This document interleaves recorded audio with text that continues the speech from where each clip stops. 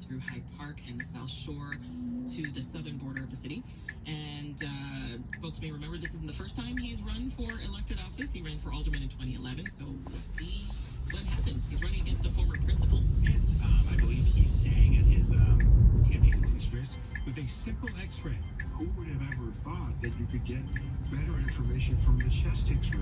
Also, why you need sleep or rest to lock in memories. We'll expose the secret after the break. Stay with us.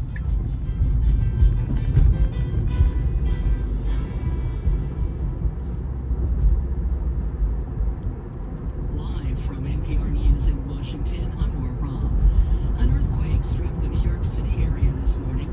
The U.S. Geological Survey says it had a magnitude of 4.8 and was centered east-southeast of Clifton, New Jersey.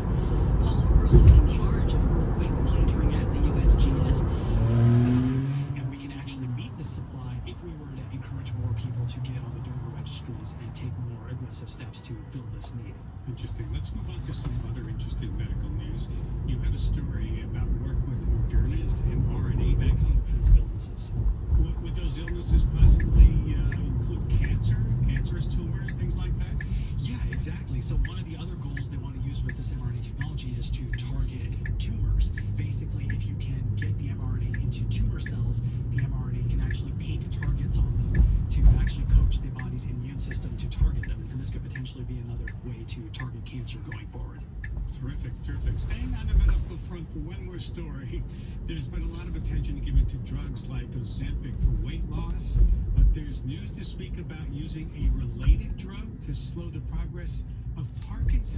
Well, there's a lot of different mechanisms likely at work. The GLP-1 drugs mimic a hormone that's produced by the intestines, and that causes your body to produce more insulin. It makes your stomach feel more full, and that can have, downstream effects in other organ systems. But it also appears that GLP-1 drugs can also attach to neurons, and so that significant impact on the power grid.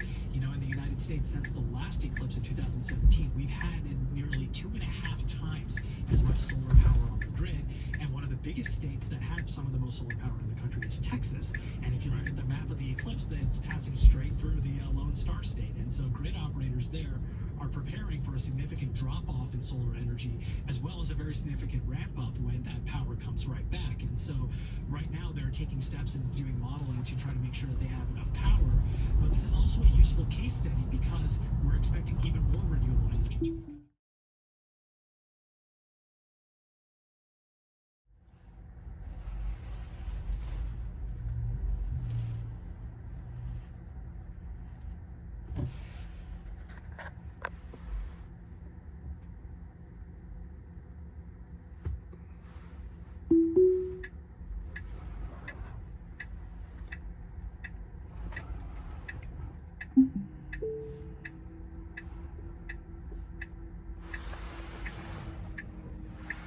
Mm-hmm.